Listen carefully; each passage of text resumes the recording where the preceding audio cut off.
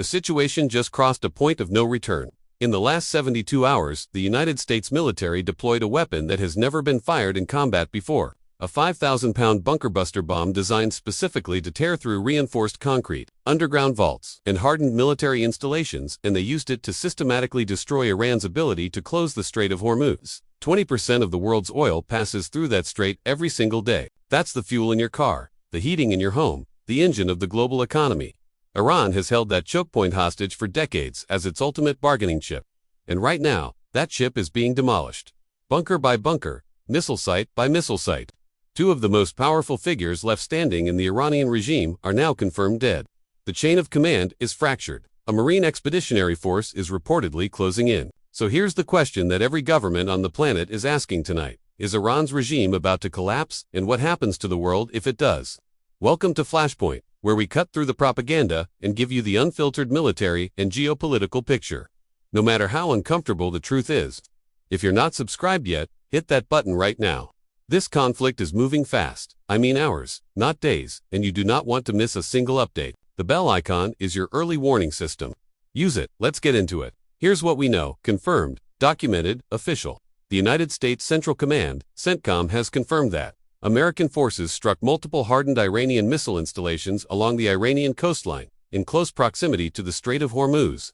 These were not improvised positions. These were reinforced, deeply buried, military-grade sites housing anti-ship missile systems, specifically designed to target commercial vessels and U.S. Navy assets transiting through the strait. The weapon used, the GBU-72 Advanced 5K Penetrator, 5,000 pounds, roughly 2,270 kilograms of precision-engineered destruction. This bomb was developed and tested from 2021 onward with one purpose: to go deeper than anything we've used before. Deeper than the GBU-28. Deeper than the older bunker busters that have been in the U.S. arsenal for decades. The GBU-72 punches through layer after layer of reinforced concrete and compacted earth before detonating, maximizing internal structural collapse, not just surface damage. And this week, for the first time in combat history, it was used in a real fight. CENTCOM stated directly that these Iranian missile systems posed a clear and active threat to international shipping and freedom of navigation through the Strait of Hormuz. This wasn't a preemptive strike against a hypothetical threat. The Iranians had these systems aimed and ready. Now the aircraft. Officially, the U.S. has not confirmed which platform delivered the GBU-72 strikes.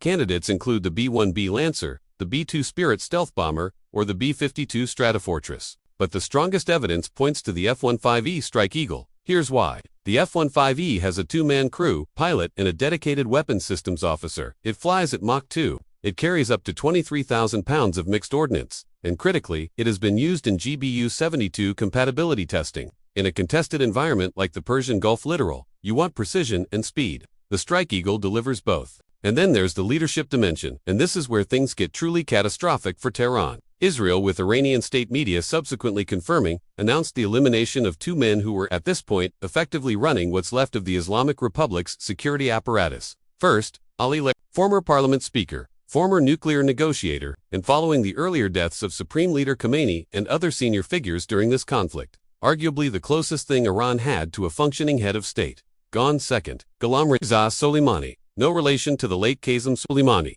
but equally feared commander of the Basij. The Basij are the paramilitary internal enforcement arm of the Islamic Revolutionary Guard Corps. They are the ones who crush protests in the streets, who monitor neighborhoods, who keep the regime in power against its own population.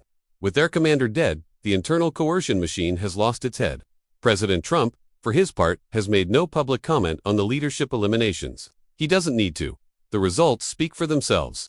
Now let's talk about what this actually means militarily, because the significance here goes beyond a single strike package. The Strait of Hormuz has been Iran's strategic trump card for 50 years.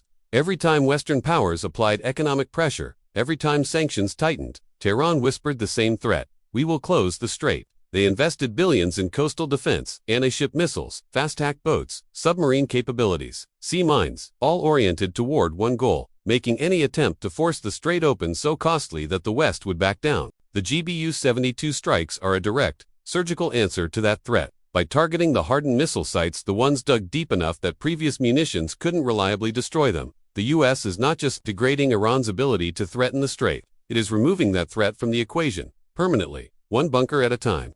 Consider the physics of this. A hardened coastal missile site isn't just concrete. Its layered earth overburden, reinforced slabs, internal blast doors. Older penetrators would detonate too early, causing surface cratering but leaving the weapon systems inside operational. The GBU-72 was engineered specifically to wait, to punch through everything and then detonate at maximum depth, where the energy has nowhere to go except inward, collapsing the structure from the inside. From a purely tactical standpoint, this is a checkmate move against Iran's anti-Axis area denial strategy, what military analysts call a 2AD. Iran's entire defensive doctrine in the Gulf was built around a 2AD, make the water so dangerous for us carriers and commercial ships that engagement becomes too costly. Tonight, the foundation of that doctrine is rubble, and it's not just the hardware. The loss of Larijani and Soleimani creates a command vacuum at the worst possible moment. Military operations require coordination, targeting, logistics, authorization chains. When the men at the top of that chain are eliminated in rapid succession, what you get is paralysis. Junior commanders don't know who has authority. Factions within the IRGC begin competing for influence. Decisions that should take minutes take hours or don't get made at all. In warfare, hesitation is lethal. Who won today? Unambiguously, the United States and Israel. Iran lost irreplaceable infrastructure, irreplaceable leadership, and critically, the credibility of its most potent strategic deterrent.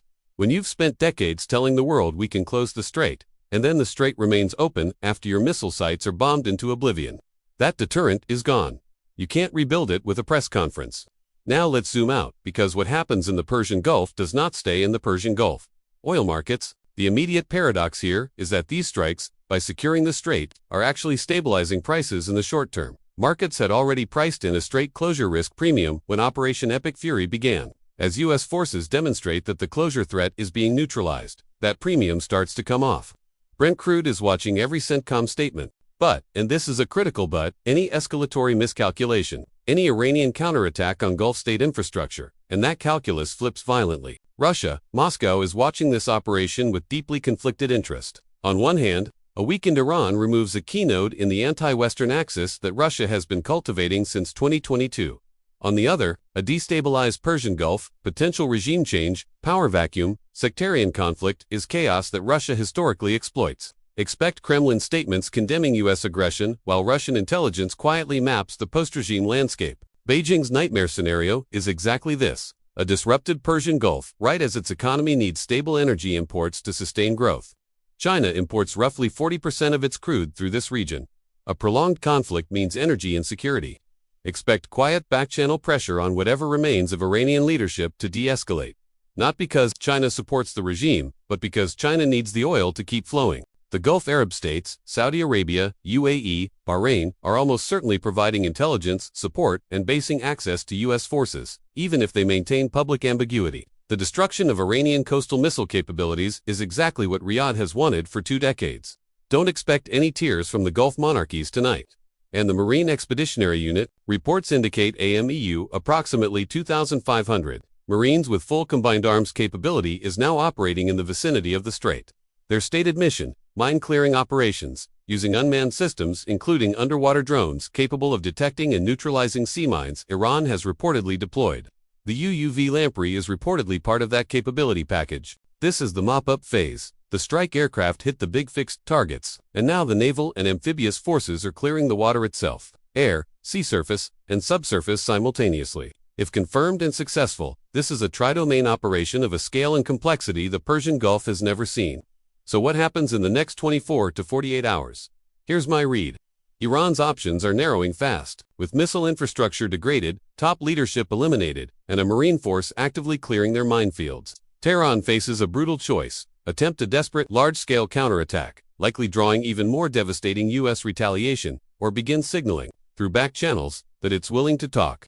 Iranian state media has been erratic, which itself is a signal of internal confusion. Watch the besiege. The death of their commander, Ghalim Reza Soleimani, is the detail that most people are going to underestimate. Internal order in Iran depends on that paramilitary apparatus. If protests resurge in Tehran and the besiege fails to respond with its usual brutality, whether from confusion, fear, or fracturing command, the regime faces an internal threat that no missile can stop. Watch oil prices at market open. If they drop, it signals that traders believe the strait is secure and the conflict is moving toward resolution. If they spike, expect a new escalatory event has occurred overnight. And watch the White House. Trump's silence on the leadership eliminations has been deliberate.